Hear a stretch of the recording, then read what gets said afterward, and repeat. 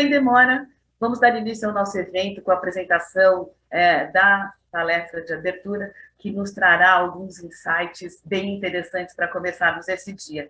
O nosso palestrante é o Dr. José Luiz Rodrigues, que é presidente do Conselho Consultivo da AB Fintech. A palestra do Dr. José Luiz é Open Finance e as novas regulações marcando o futuro financeiro. Dr. José Luiz, muito bom dia, seja muito bem-vindo ao nosso evento. Bom, repetindo, bom dia, obrigado pelo convite, Jaqueline, obrigado. Obrigado, Cantarino. É um prazer participar desse fórum, um tema bastante atual, interessante, onde a gente está reunindo aí fórum, bancos, telcos, utilities, ou o pessoal todo que está, são as plataformas novas, os novos candidatos aí ao sistema financeiro a participar dessa jornada complicada. O sistema financeiro realmente tem uma estrutura onde você tem alguns bônus e ônus, quer dizer, uma coisa não é muito fácil de se lidar, mas é uma matéria nova, sem perder muito tempo. A gente está nessa jornada desde 2008, né? Só recordando um pouco para todo mundo, colocando na mesma página, já tem 14 anos nesse mundo fintech em funcionamento, quer dizer, na verdade não é muito recente, né? Então a gente, 2008 com os problemas mundiais na economia, 2009, principalmente no Brasil, né? Aqui foi o despertar para essa nova fase. Se pensou, até por ausência de serviços bancários ou por dificuldade de alguns serviços bancários naquela ocasião, começaram a aparecer essas novas empresas, né, novas startups, que depois vieram a ser chamadas de fintechs, que juntaram tecnologia com conhecimento financeiro, com modelo de negócio, e começaram a dar sustentação a alguns serviços importantes para a população. Não preciso nem dizer, quer dizer, nesse período todo, a gente também sempre discutiu muito, né, no Brasil, essa coisa que o pessoal chama de bancarização, né, vamos chamar de acesso a contas, a movimentação financeira, que era o principal desejo, o principal motivo, a principal dificuldade da população em geral, muitas vezes de movimentar valores ou de ter a sua presença aí dentro do sistema financeiro de alguma forma, né? Então, para facilitar a vida de todo mundo, começou-se a ideia era que você conseguisse algum modelo, né, algum modelo de atendimento que ampliasse voltando a dizer a coisa que foi chamada de bancarização, eu prefiro chamar de acesso, mas esse foi o primeiro momento, então, o primeiro desejo de todo mundo nesse novo modelo de atendimento. Então, é importante, quando a gente fala nisso, fala um pouco da história dos modelos que estão aí hoje, né, que a gente vai discutir um pouco. É muito importante lembrar o quê? Teve um marco regulatório importante, muito importante para que tudo isso acontecesse, que foi a Lei Geral de Proteção de Dados, a 13.709, porque sem essa organização da utilização de dados, sem essa segurança com relação à troca, sem esse reconhecimento de que os dados são de propriedade da pessoa jurídica, da pessoa física, tá? Era quase que impossível acontecer isso tudo hoje. A gente tem, lógico, a lei acompanha o movimento da sociedade, né? O legislativo acompanha esse movimento, e a gente tinha realmente que trabalhar para que isso fosse possível avanços, né? Você tinha que trabalhar uma questão de responsabilidade ou uma régua melhor de medição da utilização desses dados. Lógico que a gente tem muita coisa para fazer. Quando você atualiza o mercado de um lado, você tem que pensar num todo, né? A gente daqui a pouco vai ter que mexer em lei do consumidor ou fazer alguma coisa um pouco mais dinâmica para ler o que acontece nesses novos mercados, mas isso foi o ponto de partida, no meu conceito, mais importante para que as coisas começassem a acontecer. Daí o que acontece é que os nossos reguladores, né, os principais reguladores, são vários reguladores, mas se você considerar Banco Central, CVM, SUSEP, que hoje participam diretamente da coisa chamada Open Finance, naquela ocasião, principalmente o Banco Central, que é a primeira ponta desse trabalho, começou a pensar de como olhar esse mercado, né? Teve um pedaço disso que foi tratado pela Lei de Pagamentos, né? A Lei 12.865, já em 2013, lá atrás, vinha tinha sido tratado desse assunto, ou seja, tinha um gap no mercado de entendimento aí dessa coisa de arranjo de pagamento, formas de liquidação. O mercado todo estava, o Brasil com muito criativo, né? Você tinha aquela coisa de credenciadores, subcredenciadores, movimentos aí de private label, de vários tipos de cartão, de acesso, até de programas oficiais, e você tinha que organizar esse mercado de alguma forma. Isso era muito importante para você entender o que circulava nessas moedas, nessas novas moedas, aí, na moeda plástica principalmente, ou virtuais, como aconteceu, moedas eletrônicas. Então, a lei trouxe uma coisa importante, né, que foi a criação com os arranjos das instituições de pagamento, que deu quase que uma modelagem nova ao sistema financeiro que a gente vai olhar hoje, que é o que acho que a gente está discutindo aqui quando fala da entrada de novos players. Né? O que acontece? Você tinha lá o sistema tradicional, né? O sistema tradicional que começou pela 4595, pela lei bancária, e que trazia lá aquela estrutura, de uma menor estrutura, que era uma empresa de microcrédito, até um banco múltiplo, né, com várias funções. Isso era a estrutura atual. Uma estrutura fundada, onde você tinha lá, o Banco Central dividiu isso em segmentação, de S1 e S5, para poder classificar as instituições de acordo com o risco sistêmico que elas representam para o sistema financeiro, e com base em uma legislação, regulamentação prudencial, com base nos acordos de Basileia.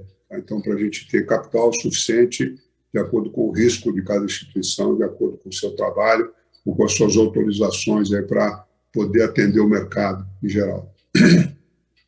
Do outro lado, com a criação só complementando, dentro da lei bancária ainda vieram, em 2018, né, a regulamentação aí das fintechs de crédito, as SCDs, as CEPs, que vieram pela 4656, foi criado um modelo, né, onde foi o primeiro ponto que o Banco Central criou para que você desse acesso ao mundo fintech que quisesse, optasse por trabalhar já no mundo regulado, optasse por ter sua própria autorização de funcionamento dentro desse mundo do crédito, desse mundo dos serviços financeiros.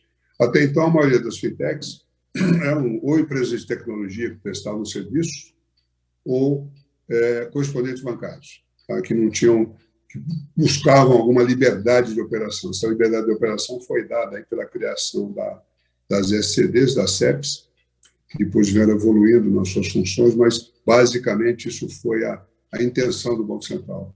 Assim como, do outro lado, para você ampliar esse acesso a contas, esse acesso a pagamentos, essa facilidade de circulação de moeda, tinha criado lá as autorizações ou as condições para você criar as instituições de pagamento, que organizadas de forma a atender arranjos de pagamento, podiam criar suas wallets, aí, os moedeiros, como é comumente chamado, e dentro dela ter as contas dos clientes para poder transacionar, poder liquidar suas próprias operações no curso do processo de circulação de valores e de liquidação dentro da economia.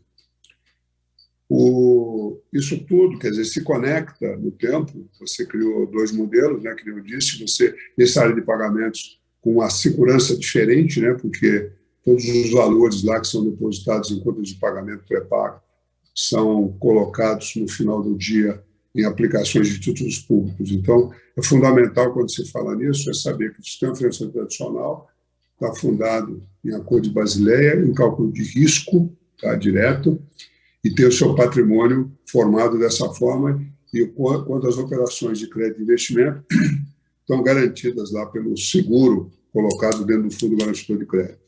Do outro lado, você tem a segurança que o cliente, quando deposita um valor no instituição de pagamento, no final do dia, os seus saldos estão lá depositados em títulos públicos. Então, essa basicamente é a diferença aí que você tem de operações ativas e passivas dentro dessas instituições. Com o tempo, elas se comunicaram, quer dizer, que forma esse mercado atual, né? Você criou uma possibilidade do quê? De criar uma estrutura dentro do mundo tradicional, os bancos, que eram os bancos múltiplos, os bancos de investimento, as sociedades de crédito, financiamento e investimento, as companhias hipotecárias ou outras empresas, as distribuidoras, corretoras, todas elas passaram a ter algum tipo de acesso. Logicamente, de acordo com as suas autorizações, os bancos puderam se dinamizar no processo, que investiram muito no mundo digital, que se tornaram, aqui conhecido aí, os bancos que se anunciam bancos tradicionais, mas que são bancos digitais, avançaram em tecnologia e pegaram essa pegada fintech para dentro da sua estrutura. E, do outro lado, que apareceu a possibilidade de um segundo modelo, que era você pensar no seu modelo e estruturar uma empresa onde você, conhecida hoje como, muitos deles como bancos digitais, né, que, através de uma estrutura, de uma IP, de uma instituição de pagamento, colocada juntamente com uma instituição tradicional de crédito, uma SCD do lado de cá, do mercado financeiro tradicional, ou uma financeira, ou outra companhia qualquer, ou até um banco, pudesse fazer as funções de crédito. Então, nasceram conglomerados financeiros diferentes, né? Você tem os conglomerados tradicionais, liderados pelas instituições tradicionais, principalmente bancos, né? Bancos múltiplos, e, do outro lado, você tem um modelo diferente que foi definido até pouco tempo na regulamentação prudencial, com uma segmentação onde você tem, classifica aí em três tipos de conglomerados econômicos, que é aquele que é simplesmente uma IP, só opera com as contas digitais, aqueles que agregam atividades de crédito vindos de uma instituição financeira tradicional ou vindos de uma IP. Então, isso tudo foi para dar uma... Isso é bem recente, né? Houve até uma discussão muito sobre a simetria regulatória, mas o que aconteceu foi que o sistema financeiro tradicional e o sistema financeiro, vamos chamar novo, né? Que está aí baseado em pagamentos, tá? Só para poder melhor definir os dois lados, há uma equidade de regulação. Então, essas coisas aconteceram, colocaram todo mundo, vamos colocar, no mesmo patamar de segurança, o que o Banco Central tenta sempre com regulação prudencial, é você gerar segurança na regra prudencial para que você não tenha riscos sistêmicos, riscos que possam atingir o sistema financeiro como um todo. Então, eu gosto sempre de falar dessa primeira etapa, porque é a base regulatória que deixa todo mundo mais próximo, né? Tá? Tem muita novidade nisso, mas é basicamente isso. Então, é muito importante, tá, que a gente entenda, quando vai discutir essa entrada de novos players, tá, que o sistema financeiro tradicional não acabou, ele se modernizou. Sempre você sobe um nível, a tecnologia leva você para o nível de cima, leva para um processo mais dinâmico, que é o que todos estão tentando se adaptar e estão olhando para isso com muita atenção. E veio um sistema financeiro novo, tá, com uma base diferente, onde você...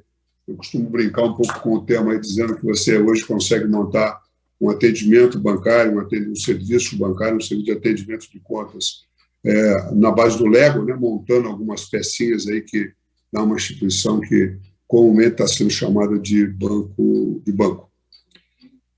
Alguns receios, né, quando a gente fala nisso, já vou deixar aí de pronto para todos os novos players.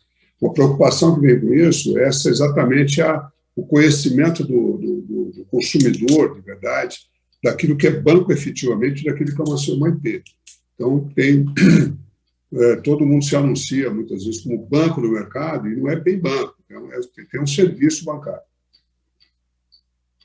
Somado a isso, tem uma outra figura aí que apareceu nesse caminho que todo mundo fala, né, que é o as a service.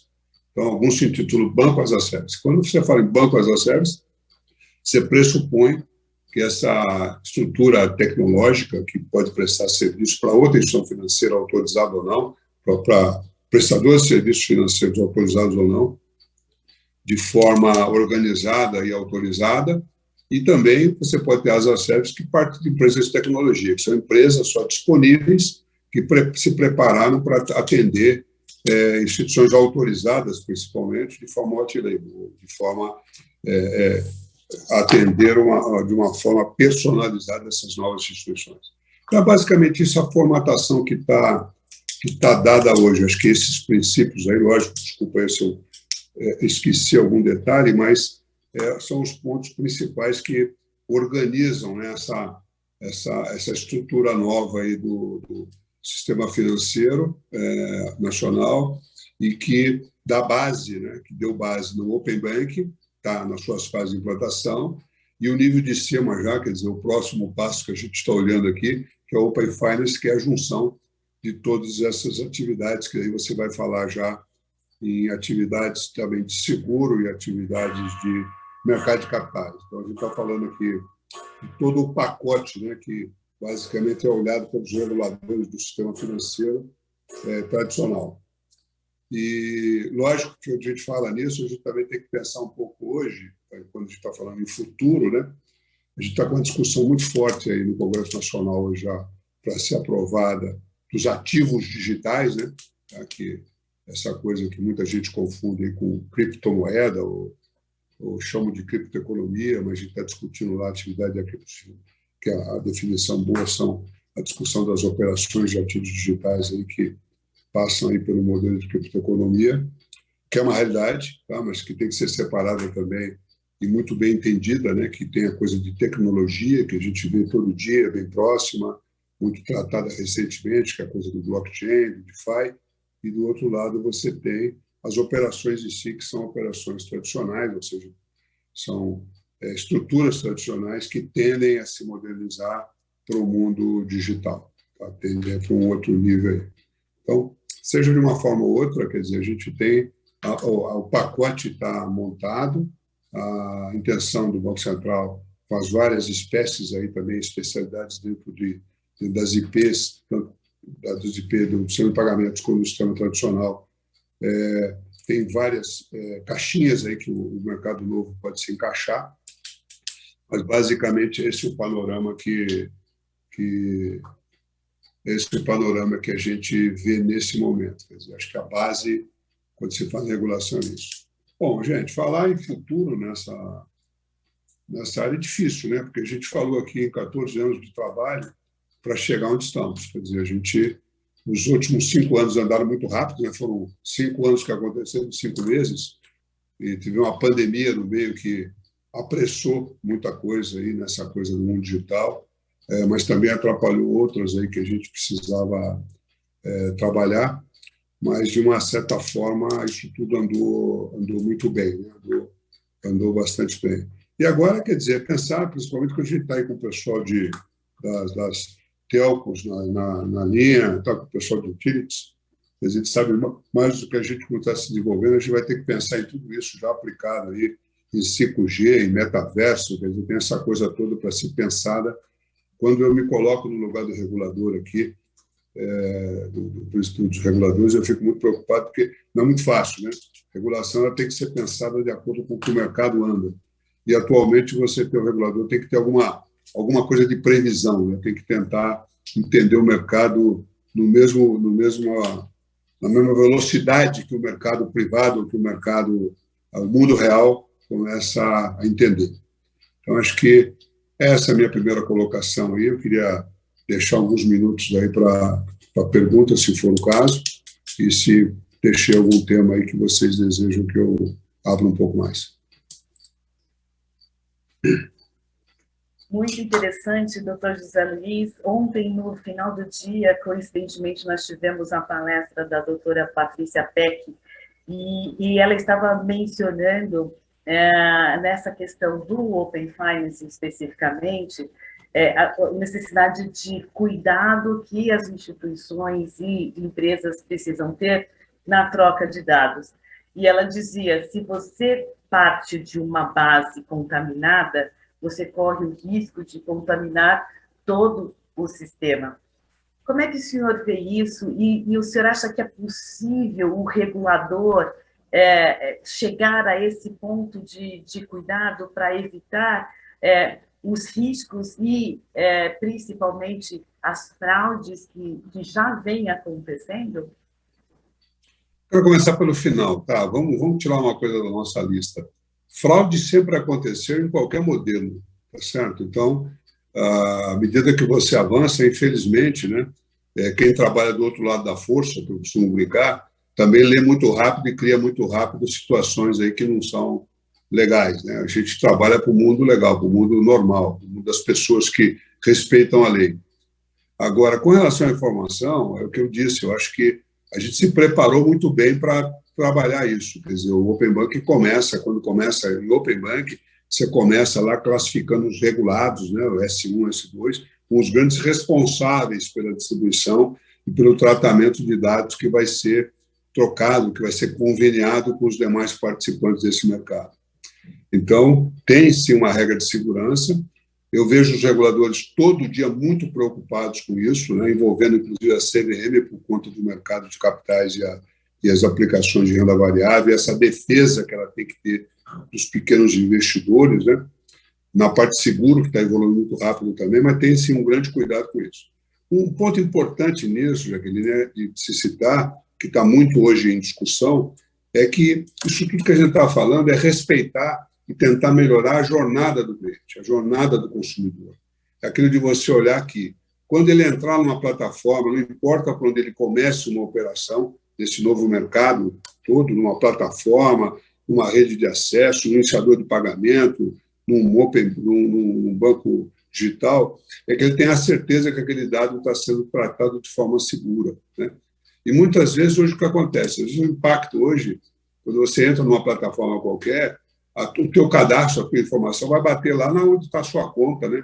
Para ser validado e voltar aqui. Quer dizer, esse caminho, muitas vezes, pode ser não tão seguro. Então, está se trabalhando hoje para que cada vez mais esse iniciador, esse primeiro contato do cliente, tenha condição de mitigar esse risco de informação. Então, esse respeito está muito grande, eu acho que vai evoluir como tudo, é que eu falo, a legislação, isso é tudo muito novo, né, na verdade. Então, você vai ter isso tudo muito novo. Então, eu acho que vai ter que passar por um período de maturação, mas, sem dúvida nenhuma, está sendo muito bem tratado.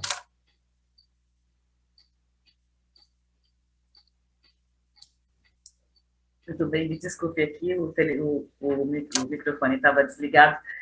Outra questão que chamou muito a atenção foi a questão da competição. Toda essa movimentação open, né, ela caminha para estimular a competição e, consequentemente, reduzir os custos dos consumidores.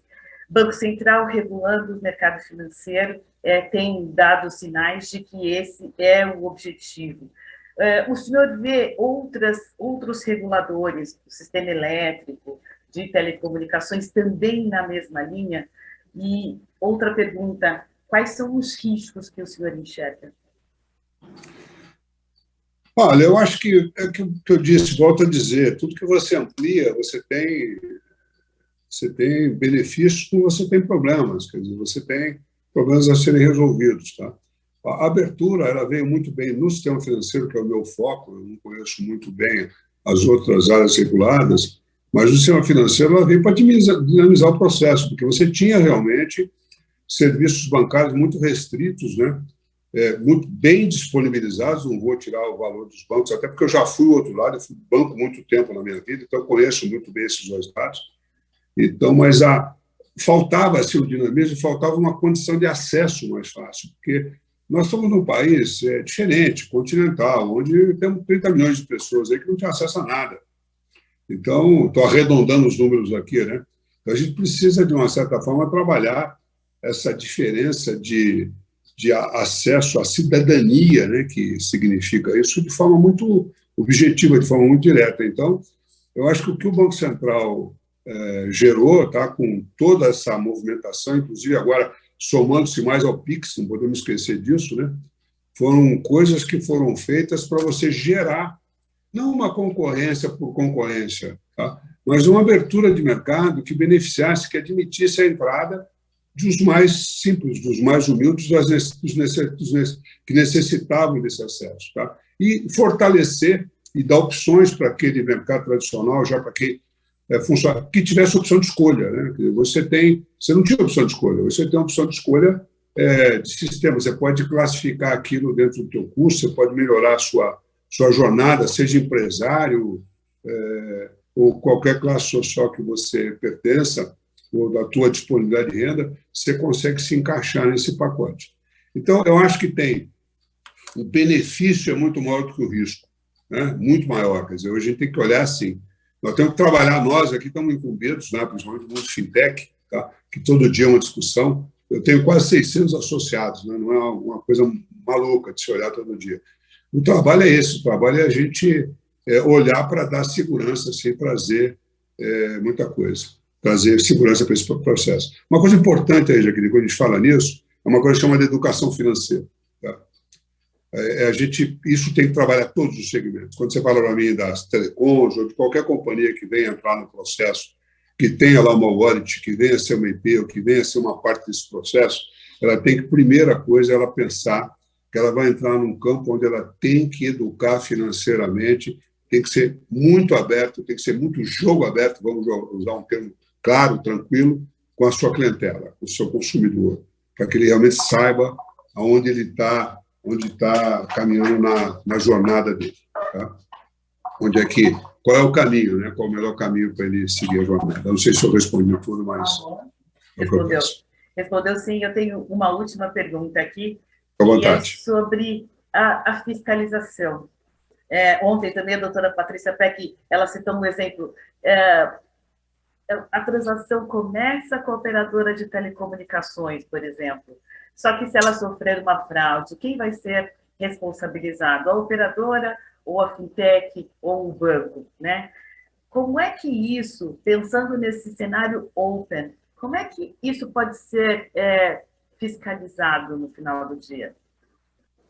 Olha, o modelo novo, né, de fiscalização, a gente foge muito da auditoria tradicional, né, que você tinha lá atrás, dos nossos auditores aí, do sistema tradicional de auditoria, aliás, uma coisa chamada comportamental.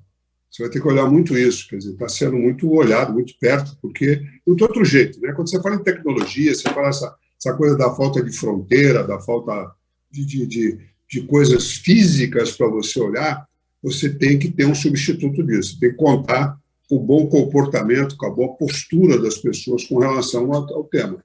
Então, é isso que está sendo olhado, quer dizer, o responsável vai ser sempre aquele ao quem o consumidor final responsabilizou a guarda dos seus dados.